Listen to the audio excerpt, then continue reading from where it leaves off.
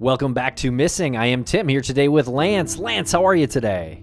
I'm doing fantastic today, Tim. You know, all too often we have a guest on from a long, long time ago, and we end up kind of losing touch with them. But it's always good to bring them back into the picture, to reach out and reconnect. And we did this with the guest that's on today. She's an amazing person. She's an amazing writer. She's an amazing journalist, and will really put herself into a situation that probably isn't the safest. And by probably, I mean definitely isn't the safest for anybody. But Tim, what's not safe for me right now is proceeding with this conversation, not knowing how you are today. How are you? Wow, I am doing great. Thanks a lot. Very excited to introduce our guest, Kerrie Droban. She is quite an interesting person, and she was both a defense attorney and a prosecuting attorney turned author and investigative journalist. I mean, she went undercover with motorcycle gangs, Lance. I mean, this is a really wild story. She wrote several books about motorcycle gangs, and you can find them on her Kerrie Droban author page on Amazon or wherever you get your books. There are links in the show notes, by the way. But she's also written some other books. There's one called Aurora that she wrote with Dr. Lynn Fenton about the psychiatrist who treated the movie theater killer. And I'm excluding his name intentionally there. But Lance, in this conversation with Kerrie, this brand new conversation, we do get into some of these recent killings. We do talk about Brian Kohberger a little bit. We do talk about Luigi Mangione a little bit as well, because we recorded this right as his arrest was breaking. Really good, well-rounded conversation. And then we get into some of her podcast projects as well. I agree with you fully on the well-rounded conversation. She's one of those guests that you can have a back and forth with that's respectful, and you can present other sides of the conversation, other sides of the argument, if you want to say. You know, there's been a huge divide in the conversation regarding the assassination of Brian Thompson, and I really enjoyed the fact that we could play out the scenarios and those ideas with Kerrie and not have it become contentious at all, because it shouldn't, because we should be able to talk these things through. And I can't wait to talk them through a little bit more during our final thoughts. Absolutely. So stay tuned after the interview with Kerrie Droban, where we'll go into some of our final thoughts in the interview. But also just wanted to mention Crime Bites with Kerrie Droban, and that is a YouTube program that Kerrie is putting on, and there are links in the show notes to that. You can just put that into your YouTube, Crime Bites with Kerrie Droban, and she talks about these killers and some of these other crime stories in quick bites, and I think it's really consumable. And she also has a podcast called Crime Stands Still, and this is a seasonal show, and this is a really wild story. It's about the story of Marjorie Orban, who was convicted for murdering her husband, and Kerrie's podcast is about how she believes Marjorie was wrongfully convicted. Okay, so you can check all that out, and you can go to kerriedroban.com. That's KerrieDroban, kerriedroban.com, and you can check out everything she has going on over there. All right, and make sure to check out Missing Premium, now available on Apple Podcasts. Just a click away. It's $4.99 a month. You get ad-free episodes, early releases, and our bonus show that everybody loves. So give that a listen. All right, we're going to break real quick for a commercial or two, and we will be right back with the one and only Kerrie Droban.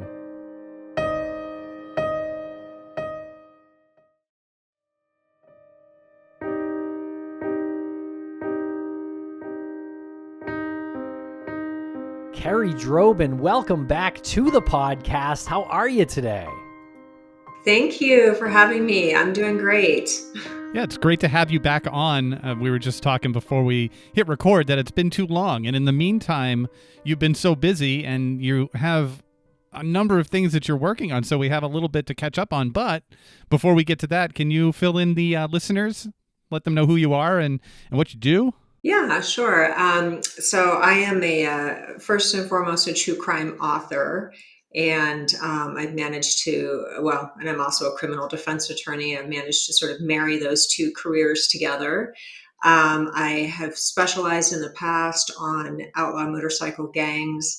I've done a lot of work on undercover investigations and dealing with cases that involve that. And I've sort of segued out a little bit from that into what I call the true crime, or the vanilla crime, where I'm dealing with straight murders, and it's been really fascinating for me because that's a lot in my wheelhouse as well, of just really fascinated by criminal pathology and why people do the things they do. And so I've had a really fun opportunity to be able to explore that. And it's sort of segued out from my last book, Aurora, which was about the mass shooter, James Holmes, who went into the Colorado movie theater and shot up the place. And so I sort of had my indoctrination, or I guess crash course into pathology and psychology and deviant behaviors. And so it's really been fascinating for me to take that a step further. And you said vanilla true crime because you're talking about subjects that are straightforward, right? Like a murder, where the other crimes that you were putting yourself into were like the motorcycle gangs, and there's like a lot of moving pieces, and you're actually going undercover. And we have another episode with you where you go deep into that, but I'm sure a lot of listeners out there would like to know just a little bit more about that experience that you had going undercover in these notorious motorcycle gangs. Sure.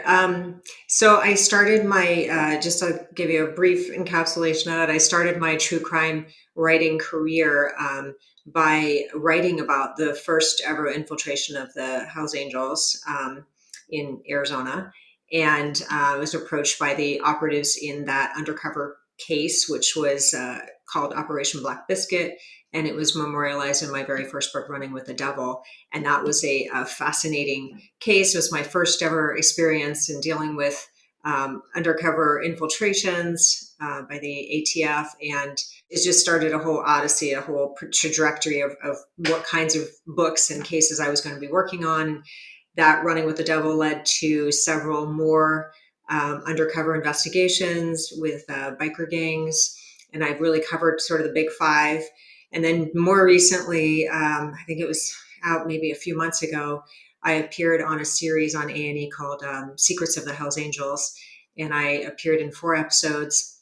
And that was really sort of the encapsulation of the Hells Angels, their origin, their history, and just the dangerous gang that they are. And so I really spent the bulk of my writing career sort of focused on writing about motorcycle gangs, understanding that pathology, understanding, what the allure and attraction is, and what a lot of the myths and misinformation is about them. And my whole real purpose in doing that, I mean, apart from the fascination of getting involved in writing about these sort of undercover investigations, was also to educate the public about the sort of misinformation that had been sort of generated about these gangs, and to really kind of spread the word that they are very dangerous, very insidious, and very much a part of the fabric of our culture. And at the time, not that much had been known about them. There really hadn't been a lot of way of people to infiltrate them. They'd been very secretive and very hard to penetrate. And so I sort of developed a niche, unwittingly, I would say at first, and got involved in it and really started to become fascinated. And I should mention, it is really odd. I think I'm probably maybe the only woman who has really kind of spent an inordinate amount of time understanding the pathology behind motorcycle gangs, because they really don't like women, and women are a whole nother hierarchy, a subservient hierarchy within the gang. So it was really sort of doubly fascinating for me to understand that culture and that world from a woman's perspective, and sort of be able to dip into both the heads of the operatives who were infiltrating them, and also the gangs themselves. And so not only did I write about those infiltrations, but I also wrote about people who had grown up in organized crime families and what that was like for them. And that was memorialized in my second book, Prodigal Father, Pagan Son, which took the rival gang of the Hells Angels and what it was like to actually be born into that world, and what were the choices that that individual had, and how did the gang really sort of become this very, I mean, it's very much like the mafia. So mafia on wheels, how do you grow up in that and escape that? Really interesting stuff. Was it dangerous at all for you to do the work that you were doing with those gangs? I think all of it is dangerous. I think that I really, ignorance was bliss when I started out because I really didn't know what I was getting involved in. I really had no experience other than my work as a former prosecutor and defense attorney in dealing with gang violence. And I really had only dealt with it on the street level gang. Had never really thought about it as a motorcycle game. I really didn't have any introduction to it at all. So I think because I didn't know a lot about it, I was sort of approaching it like an investigative journalist and doing a lot of research and really trying to understand everything that I was writing about. And so I think that, the first book, there were lots of pitfalls that came with that. Not the least of which was the end of my marriage, but it was very it was very risky and very scary to do it as a pretty new lawyer at the time. And I had had all kinds of advice at that time, one of which was to walk away. Don't get involved in a book like this, it will haunt you for the rest of your life. You could get disbarred because it was a huge criminal, it was a landmark criminal investigation, and I didn't want to be right in the center of it where I was in possession of some highly classified information, and I didn't want to be subpoenaed into court to be able to testify against it. So it was very dangerous, and at the time the operatives were still undercover, and so we were meeting in secret, I was writing in secret. I really had no idea how it was going to ultimately come out. I was a brand new writer, so I had a brand new agent and a brand new editor, and none of us really knew how to navigate this very well. And at the time, there was really only maybe one other book that was similar, which was Billy Queen's book, Under and Alone. So they didn't really have even a model to go by to see how this was going to play out, and on top of it off to being a woman and involved in all this. So it was very risky, very scary, but ultimately, as Running with the Devil came out, I was very surprised to find how many other members of biker gangs approached me to write their story. And so that was really kind of a fascinating, unexpected twist to it all. And that's how I kind of got involved in this, where I became my last book was The Last Chicago Boss, which was about the godfather of the outlaw motorcycle gang.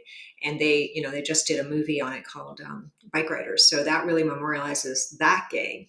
And I got to know the godfather. I got to really understand his world, his pathology. And, strange as it is, he really regarded me as a good friend. And we had a good friendship for a couple of years. He has since passed away, but it was a very weird, murky world to get involved in. And I have since realized that whatever project I take on, it is going to live with me for at least 2 years while I write it and research it, but certainly for the ripple effects that for many years to come. Do you still keep in touch with some of the people that you were surrounded by? Yes, I'm actually, I'm very good friends with Charles Falco, who is the subject of Vagos, Mongols, and Outlaws. That has since been made into a TV show called Gangland Undercover. He and I communicate pretty regularly still. And I still have a friendship with Anthony Mangini, who is the subject of the Pagan book. So yeah, I still keep in touch with them because, I really spent a lot of time getting to know them and understanding their story and, getting into their heads and developing that relationship of trust. And so it is I think a pretty lifelong relationship, how you start to understand them. Oftentimes we cover missing persons cases on our podcasts, and way too often, I feel like motorcycle gangs do come up as sort of a rumor in a missing persons case. I feel like it happens too often because it'd be hard to believe that motorcycle gangs are responsible for that many missing people. But just wondering your take on that.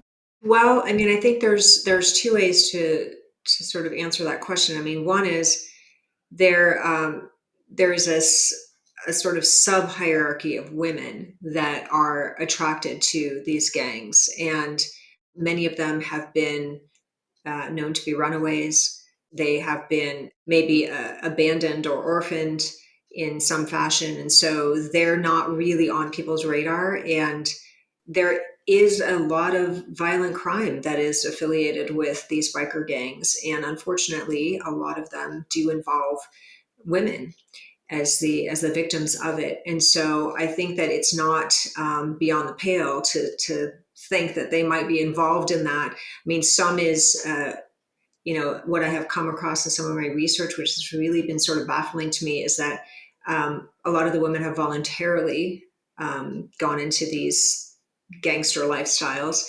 and do not consider themselves missing, which I found kind of intriguing. But I would not necessarily discount the fact that they are involved in a lot of these, because I mean, they're certainly involved in prostitution, in I'm certain now probably human trafficking, anything that is under the radar that can generate large income would be something that they would be attracted to. So there's gambling, prostitution, apart and above and beyond probably the drug trade and the arms and trafficking trade. So it doesn't surprise me, but I actually have not heard that. So that's interesting to me. Yeah, that's kind of a wild mentality to have, right? Getting involved in a gang and voluntarily going missing. I'm curious, did you have direct communication with these individuals who were voluntarily off the grid? Yeah, and the way that they have described it to me is that, I mean, it's hard to understand, but in their own hierarchy and their own world, they do understand. They do have some kind of rationale behind it, but they have this sense of, they understand their place and their purpose when they're in the biker world. And for many of them, I mean, some of the women that I talked to actually came from what I would call normal backgrounds. Like they have college degrees. One actually had a master's degree, and one came from the corporate world. One came from the tech world. I mean, it's really bizarre to me, but they have explained it to me as it's a very simple way of living. They understand their role. They understand what their goals are, and it's sort of a challenge to them. I mean, this isn't something that I necessarily understand, but this is what's been explained to me, is that it's a challenge to them to be able to be of service to somebody important. I mean, the women, as they rise up in rank, I suppose, in the hierarchy of the gangs, will be given T-shirts that say "property of," which sounds so counterintuitive to any woman out there who's trying to reclaim agency or assert themselves. But they seem to want to have that sense of belonging and that sense of purpose, to be somebody's property, to know their role, to understand where they fit into the hierarchy of other women in that arena. So it is really strange. All right, we're going to take a quick break for commercial. And just a reminder, folks, that we will return at the end of this conversation with some final thoughts.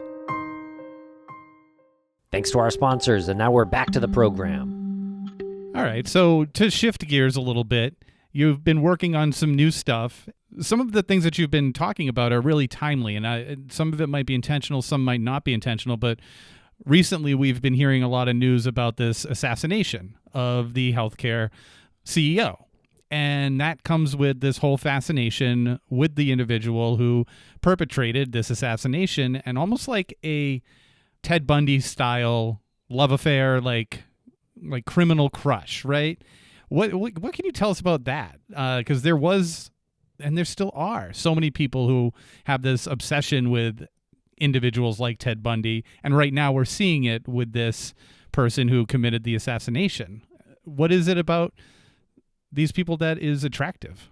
Right. I mean, it really is disturbing.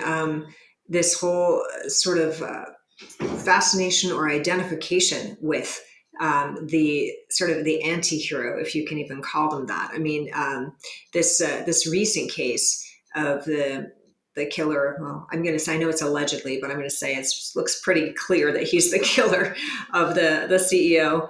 Had a fascination with the Unabomber and the manifesto that the Unabomber had. And so I think there is this sort of very dangerous sort of ideology, like they're relating to the ideology of the person, and they're almost discounting, or it's almost like the casualties, the human factor is sort of beside the point in their pathology, or in their fascination toward this person, which is really sort of alarming and scary, because they don't see people as humans anymore. They see them as sort of the means to an end, and that we saw that with Timothy McVeigh. He was going after the FBI and the feds. It didn't matter that there was this daycare in the building, or other people were the hits of it. I mean, he had a different purpose and a different message. And this killer of the CEO had the same sort of thing. I mean, he became an activist. He became so infatuated or fascinated by the ideology that was espoused in the Unabomber's manifesto, that he sort of wanted to take that on, and he was willing in a lot of ways to sort of martyr himself, which is really strange.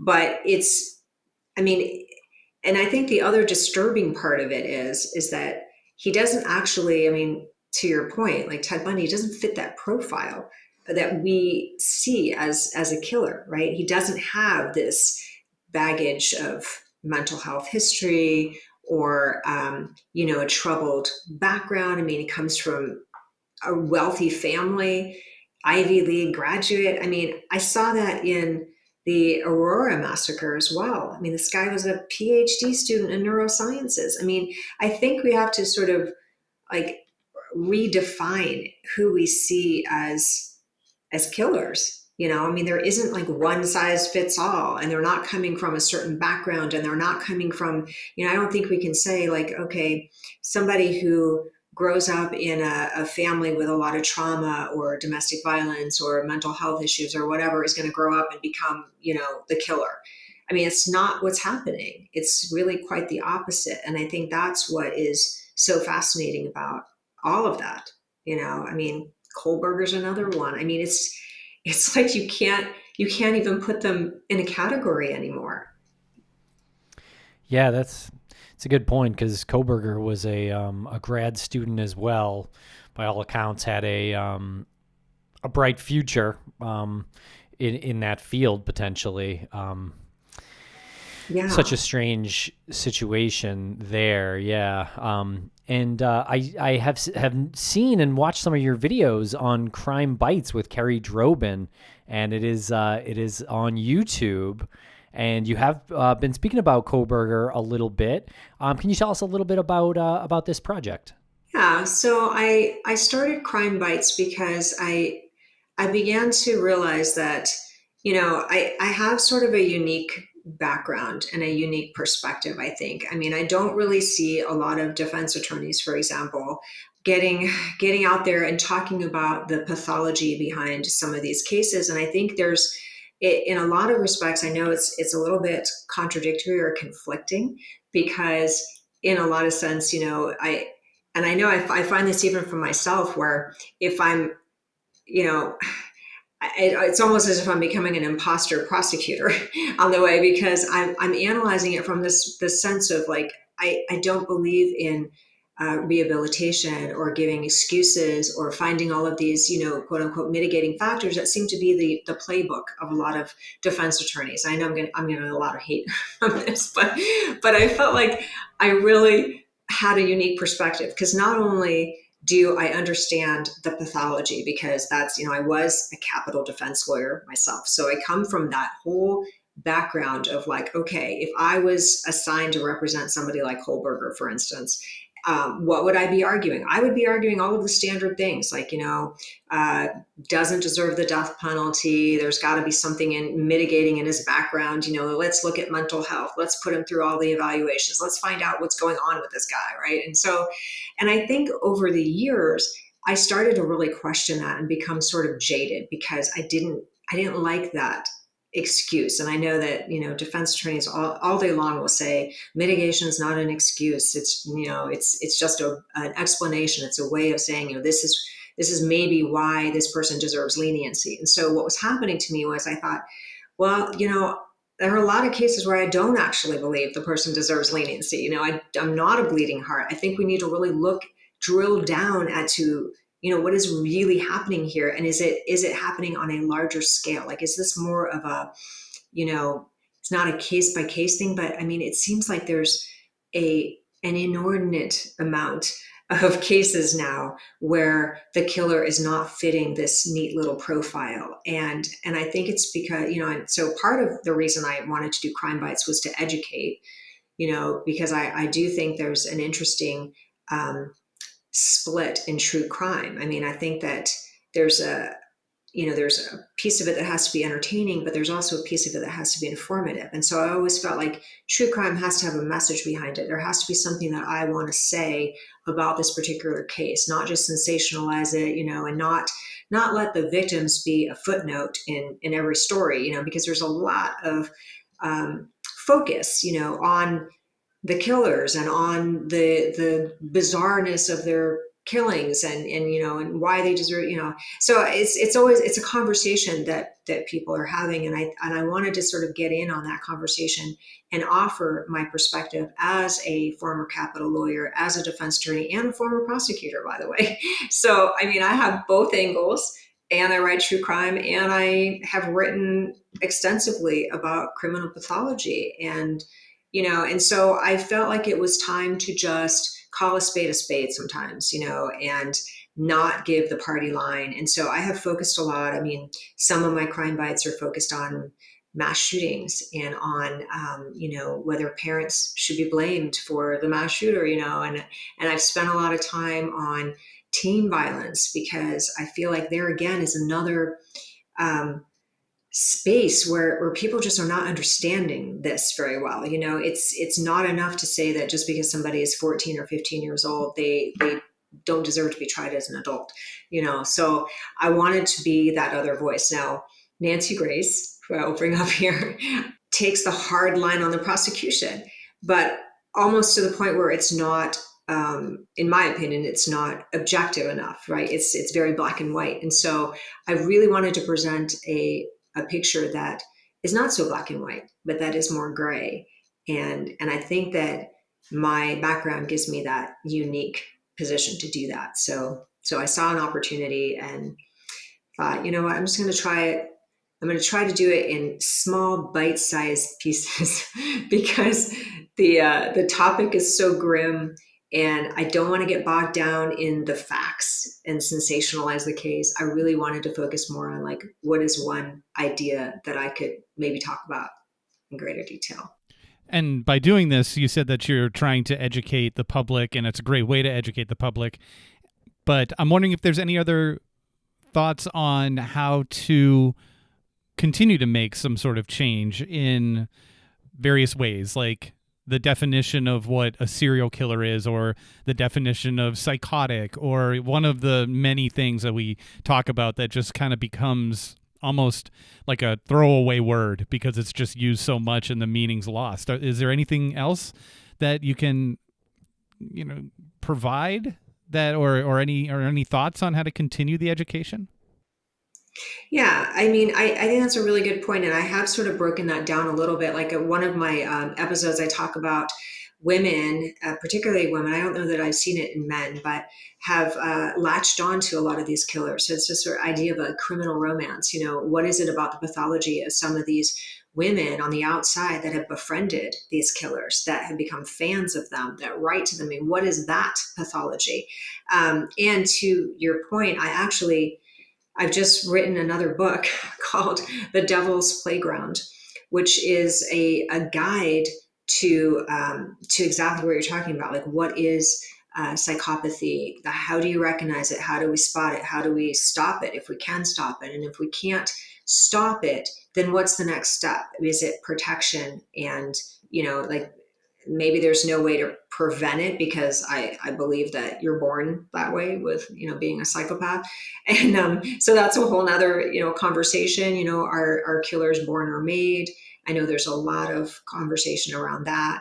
And so yeah, I feel like I have sort of put all of that knowledge and sort of help that I've discovered over the years. I've had a lot of people, including judges, lawyers, victims, want to know, like, what do I do to protect myself? How do I litigate against these psychopaths in court? What's the script? Like, how do judges deal with them? Because they're master manipulators in every avenue. And so I watch this, and I watch, particularly Kohlberger. I mean, I don't know enough about his history to come out and say he's psychopath, but if I were to, consider that that's what he is, then what does that mean for the defense attorneys representing him? How, there are different ways of handling a psychopath in court.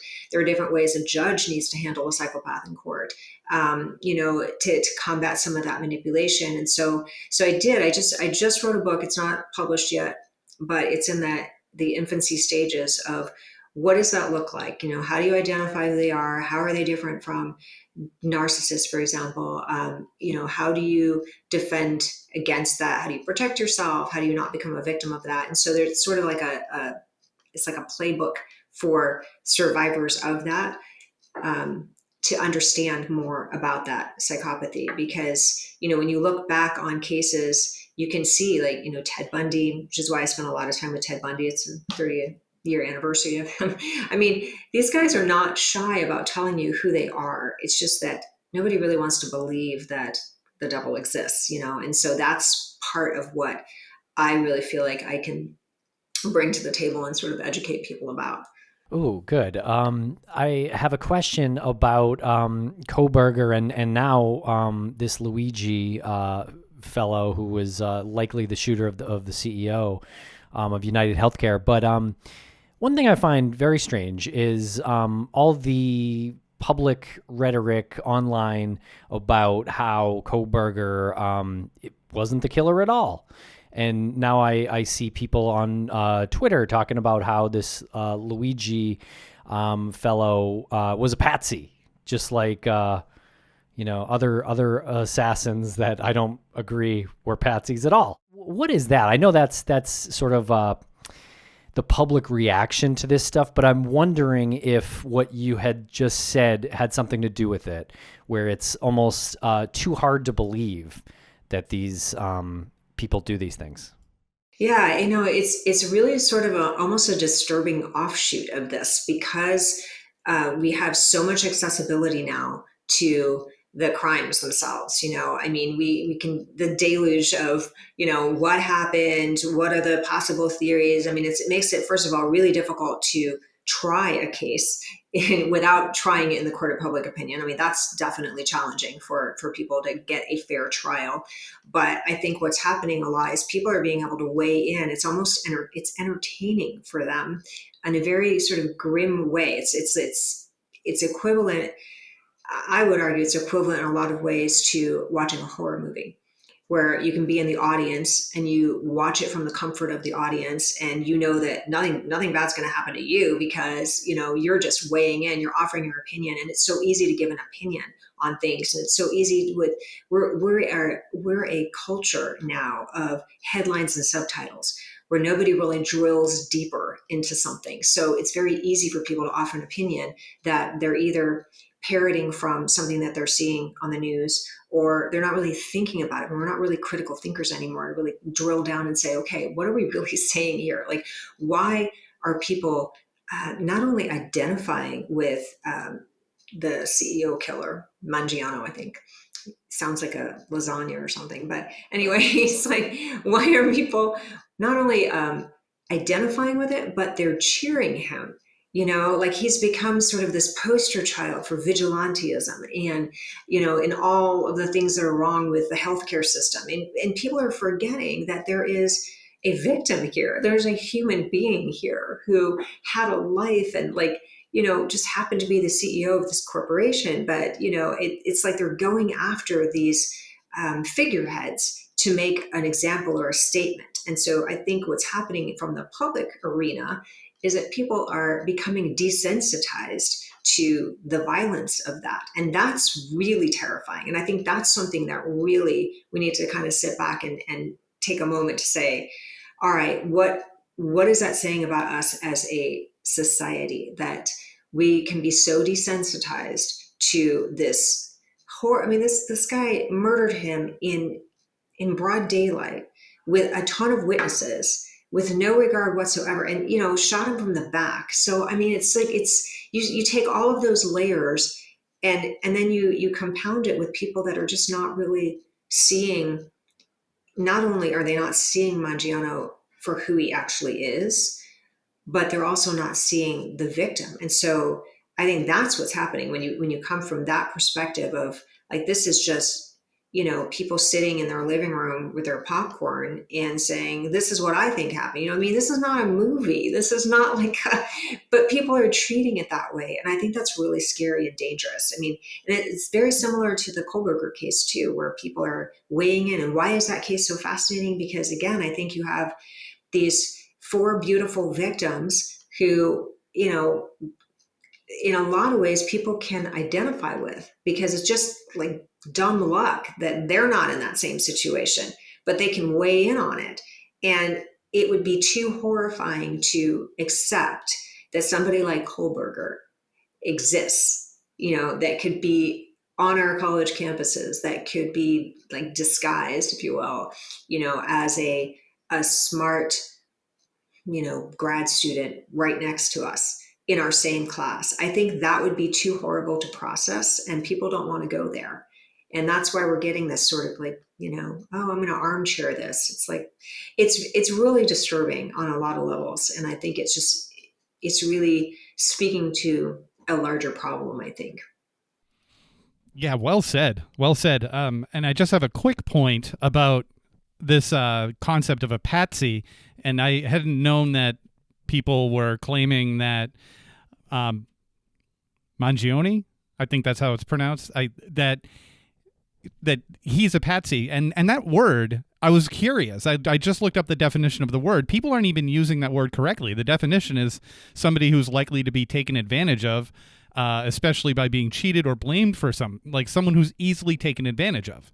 So it doesn't seem like that fits with his profile. So I don't think people are using that word correctly. And that comes from Lee Harvey Oswald saying that I'm a patsy after he assassinated Kennedy, but he called himself a patsy. He didn't have a bunch of people. Like, that was him trying to word game his way out of the blame on that by calling himself a patsy.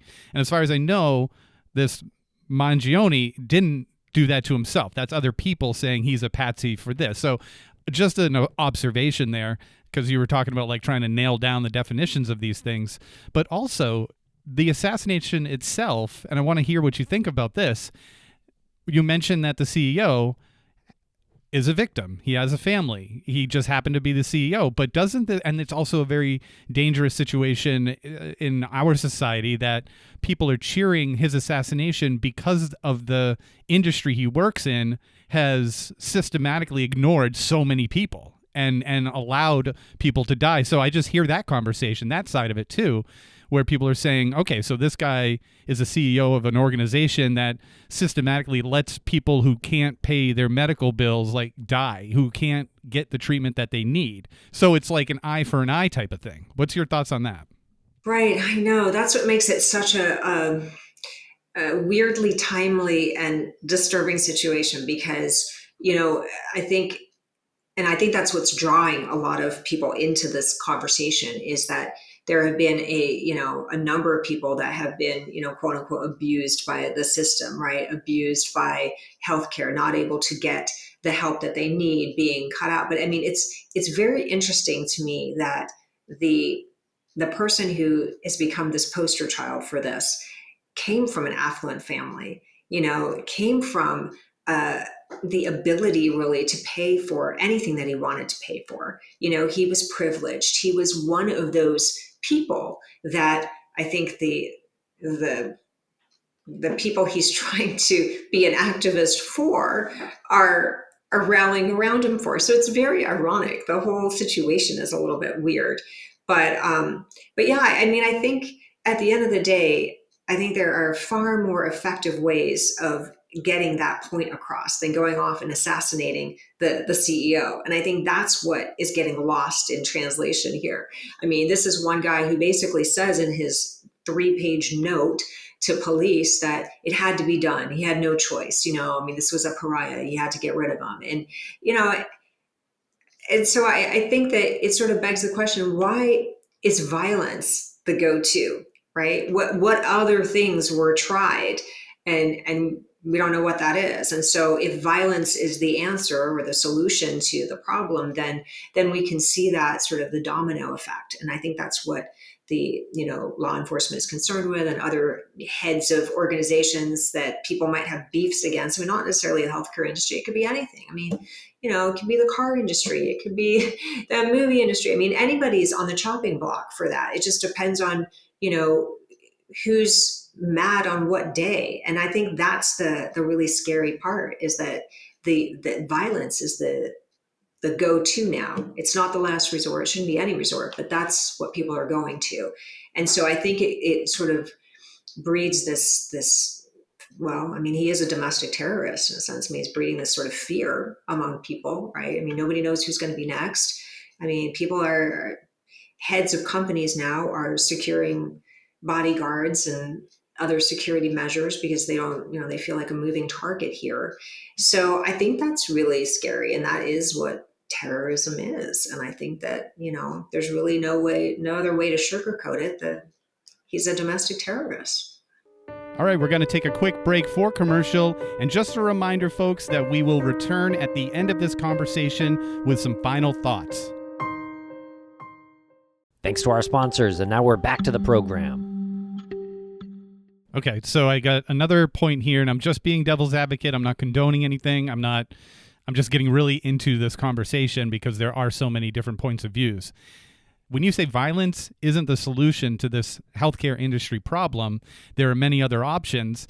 Someone else will say, we've been trying to solve the problems of healthcare for years and years and years, but we have a government that can't seem to agree with one another, and we have... In the meantime, the healthcare industry is making billions and billions of dollars, but in order to get anything passed in our government, it has to be like a miracle for something to get passed to make healthcare easier for the public. So there are people who are saying, we are trying. We are writing our government. We are trying to elect the right people to make this happen, but it just isn't happening. So I am not saying by any means, like, okay, the next step is violence, but what do you think about that? Like, should people just try to lobby their government harder to make this better?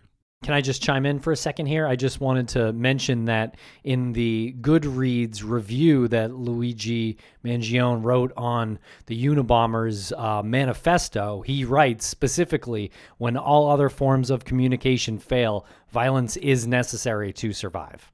Yeah. No, I mean, I definitely understand that's his whole, I mean, that's the, what do you call it? The motivation behind why he did what he did. And I mean, and to your point, I mean, what are the alternatives? Well, the other alternatives, of course, are not as immediate, and they're probably not as satisfying, I guess, if you want to even use that word. But, there are other alternatives. There's, lobbying your legislature, changing laws, reform. I mean, people that are in positions of power can affect change. Now, I don't necessarily think that protests are very effective, but I know a lot of people do that. I mean, as long as it's a peaceful protest, I mean, that's one way of doing it. But you're right. I mean, it's not getting the immediate sort of visceral reaction that killing the CEO got. But I think it's a really dangerous, slippery slope if we go down that road and we say, okay, anytime you're not happy with something, anytime that you really feel like, something systemic has to change, then I think we have to resort to violence and, pick up the pickaxe versus, going out there and protesting. And so I think that if we don't have more effective avenues, then we need to figure out a way to get more effective avenues. There needs to be more access to legislatures, people that change laws. There needs to be, I mean, I know we're a democracy. We just voted in somebody who, some people believe will affect change. There's, is socialized medicine the answer? I don't know. I mean, you look at countries that have socialized medicine, and it's not a perfect fit. So, what is the solution? And I guess that's the question that I would ask Fagiano is, all right, so you killed the CEO. Has anything changed? No. People have gotten angry. People have gotten fearful. They believe they have a terrorist in their mix. And so how has that actually helped the problem? It hasn't. So, I mean, that's the other side of this argument. Yeah, totally. And there's a quote, and I don't remember who said it, but Tim reminded me of it when he read that review, that violence is the only resort that you can take when all other forms fail, or something to that effect. But there's another quote that I was reminded of.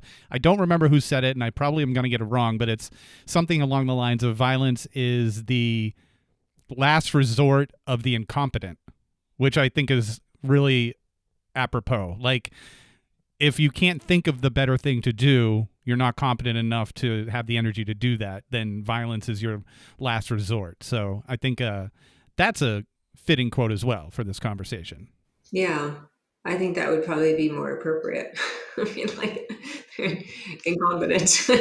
But I mean, and that's even more interesting, because here's somebody who really did have the means to affect change. He had the intelligence, the platform, the every advantage possible. And what did he actually do? I mean, what did he do before he resorted to shooting the CEO? I mean, that's a question that people should be asking, is like, all right, so he's like espousing all of this stuff, but are they actually asking that question? Are they looking at his past and saying, well, what did he do? Was he an activist before he disappeared for 6 months and, made a ghost gun and shot the CEO? I don't think he was. I think he was, off surfing and having back surgery or whatever, but he wasn't an activist. So I think that, he's the last person that really should be carrying the torch here. And now, Kerrie, you've got another new project. It's called Crime Stands Still. It is a podcast, a seasonal one, and you've produced one season so far, and it's about the story of Marjorie Orban. Can you tell us a little bit about this podcast and this story? Yeah. So this is, putting on my defense hat now. I was like, it's a true story. I represented a woman by the name of Marjorie Orban. She was charged and convicted of murdering her husband in Arizona, and doing it in a really brutal way. And she's now serving life in prison. And so I was her post-conviction lawyer for over 15 years and spent an inordinate amount of time investigating that case, doing additional DNA testing, all kinds of things, and discovered that the DNA that was found on the main, area where her husband was found does not come back to her. And the person I really believed was the killer, and who she, says was the killer, was a boyfriend who was given immunity and has been scot-free for all of this time, and is now probably approaching, 80. So he's probably never going to be convicted of this crime. But as I was representing her, she said to me, there are so many documentaries coming out where people are getting new trials. Menendez brothers is a prime example. Jean Bonnet's case, where, you basically go back and you revisit a case that has been closed for a while and try to find new evidence and something that will reopen it. And so she asked me, is there anything that you can do to try to get more eyes on this? Because legally, there wasn't anything further that I could do. I couldn't bring it back into court. I couldn't get it back into court. I kept getting shot down every turn. So I decided to make this series. And I did it in storytelling fashion, but it's all true. It's all taken from true audio interviews, investigation. Everything about it is true. And I did it in 5 parts.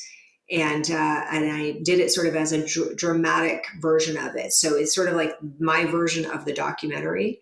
And there is actually a documentary coming out later this year that's produced by Raw.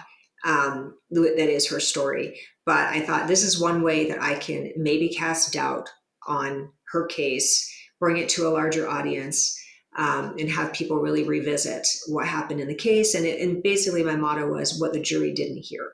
So here's my chance to really bring in evidence that was precluded or that's new that the jury's never going to hear. And what would the court of public opinion do with it? So I am also banking on the court of public opinion to go back and revisit that case and help lobby for her release, or at least some kind of revisiting that case. And so season 2 is a different case, and it's in the works, and it should be released in March. So it takes a long time to produce these and write them and come up with the investigation. But I think it's a really interesting platform. It's a fun platform for me to do, and it kind of marries both worlds of being a storyteller and also a lawyer. What do you do to like go off steam? What do you do to decompress? You know what I do? I don't know if this is other people's idea of blowing off steam, but I love kickboxing. I'm really a huge proponent of martial arts and Muay Thai, kickboxing, and that's what I do for fun. Is I go and kickbox, and I spend a lot of time hiking. So it's a good balance, to get out in nature and not bring a lot of that darkness with me. Yeah, I think that's important. Mental health. Yeah. Yeah, I'm sure you'd kickbox my ass. Can you give us any tease on what season 2 is about? Yes. So season 2 is the story. I actually wrote the case about it. I memorialized the case in my book, A Socialite Scorned. And it is about the bombing in Tucson of this real estate mogul named Gary Triano. And his ex-wife is the one who hired a hitman and blew him up. And so it's really sort of segueing into the extreme that somebody will go to get child support in a case. I mean, that's really what the motivation was, is that she didn't feel like she was getting paid enough child support. And so it's her diabolical plotting and scheming with a hitman and all that entailed. And it's just an absolutely crazy case. And they both coincidentally happened in Arizona. So we are a hotbed of crime. So this has been such a great conversation. Thank you. Well, thank you. Thank you for having me. It's been fun. Yeah, we really appreciate your time and your knowledge on these cases. It's very impressive.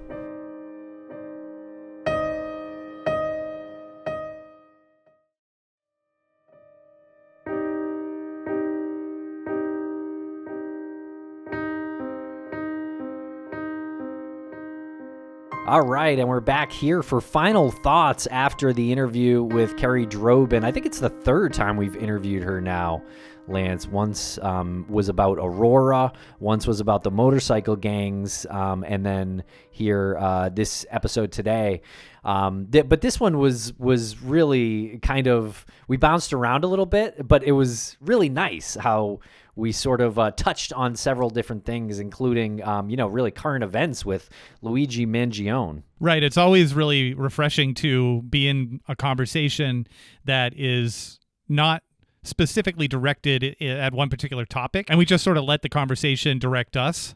And there's a lot of current events that are happening, and a lot of what Kerrie does weaves in and out of these current event topics. So she has a lot to say about all of these things. I mean, even her time infiltrating motorcycle gangs informs her for having a conversation about the assassination of Brian Thompson. I mean, I know it's not a direct connection, but she saw a lot of different types of personalities while she was in these motorcycle gangs. So on some level, she knows the various criminal attributes that people can possess, and that informs her and it informs us. Right. And she also informed us about the potential of a missing person, not a specific one, but missing people being sort of wrapped up in these motorcycle gangs. And I just randomly thought of that question because it comes up in I don't know, several of these missing persons cases that we talk about, where there's local rumors of motorcycle gangs, and I think if a case goes unsolved long enough and it's in a rural area, you probably get there at some point to the mysterious motorcycle gang thing. But since she's infiltrated them, she was an interesting person to ask that of, and I feel like she gave a really wild answer. She said that she has met people who are off the grid. She said one person came from corporate America. I believe she said had a like a bachelor's and all that, and said it was an easier life and was just the direction they wanted to go in right then. And, we didn't talk anyone specific or anything like that, but I do wonder, is that person missing to their life, their family or something like that? We may not know. I don't know. I know. It's such a interesting section of society because we're privy to only so much information here in our, Massachusetts state, and not totally in touch with directly that section of the country, that section of society. So to get that information from somebody who's been there and has made friends with people connected to those stories and made friends with those people themselves, it does take a little bit to try to understand the psychology behind it, given our limited formal education in psychology. Yeah, it's a weird. That was a weird part. It was really interesting, but I'm really glad that she answered in that way because it definitely got me thinking even more. But yeah, we also talked about Luigi Mangione, and I think maybe I haven't been watching the news enough, but I think she was the first person I heard call him a domestic terrorist, and I think by definition she's 100% right. But I know that some people listening to this right now are probably, shaking their fist at those words because, they see him as more of a heroic figure than what that word terrorist, embodies. But hey, both can be true to you. But still, this is murder. That is, in my opinion, not a heroic act at all, what he did. Right. Yeah. Right. And somebody can be a hero and a domestic terrorist. I mean, we talk about members of the mafia all the time and how members of the mafia will take care of their neighborhoods, but they're also some of the worst criminals, but they'll take care of their people. They'll take care of their communities. So it is possible to be, this anti-hero domestic terrorist. The concept of being a terrorist, domestic or not, is just inflicting terror on a community, on a section of the population. And that's what this person did. So very simply put, yeah, it's a domestic terrorist. And I am with you on that, resorting to violence is not the way to go. But I loved how we went down that possibly uncomfortable path with Kerrie, talking about if nothing else has worked, what's left? If so many people are fed up with the healthcare system and people have been trying to change it for years and it's been blocked and some things pass and some things aren't, don't pass, and nothing changes and people just lose more and more money. Their income isn't going as far as it used to. It's not going at all. Coming off of a pandemic, people are still sick. People are still owing money to medical facilities, losing money to healthcare companies, and they see these people in a position where they're making so much money. I mean, something has to break. I'm not condoning it at all, but yeah, you see that something has to happen in order to slap people in the face and make them pay attention. And again, not condoning. Yeah, but that's the argument, right? I think that's kind of the point where we're at, where it's like, okay, yes, he did inflict fear, but the people he had inflicted fear upon were CEOs, very wealthy CEOs of healthcare companies that, the public is widely at odds with. A lot of the time, most people too, have had issues with their healthcare company, their health coverage. They've gotten bills they weren't expecting. And, so this guy's actions, spoke to that. Whether how intentional it was, I don't really know. I think the company United Healthcare came out and saying that Luigi Mangione wasn't even a client of theirs. So I don't know. There's still going to be a ton of news that breaks on this, but I think Kerrie kind of got to the point in that part of the conversation where she sort of made it known that she thought he was misguided. You know, he wasn't an activist before he did that. It was, random, it was random murder, really. Yeah. So, yeah. I was going to say impulsive, but it really wasn't impulsive because he was studying the Unabomber's manifesto and seemed to have his own manifesto in the works as well. So definitely premeditated, definitely not impulsive. But I did manage to find that quote that I couldn't remember. So it's actually by Isaac Asimov. And he said, "Violence is the last refuge of the incompetent." So similar. I almost remembered it.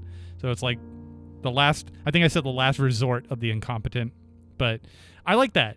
And I think there's definitely some truth to that as well. Okay, everybody. Well, I hope you enjoyed this interview and this episode. And check out Kerrie Droban's stuff. If you're watching here on YouTube, you can just toggle on over to Crime Bites with Kerrie Droban. And if you're listening to the podcast feed, check out Crime Stands Still. That is her seasonal podcast. Really interesting story about Marjorie Orban and her beheaded husband. So give that a listen. Thanks a lot for listening, everybody. We really appreciate it.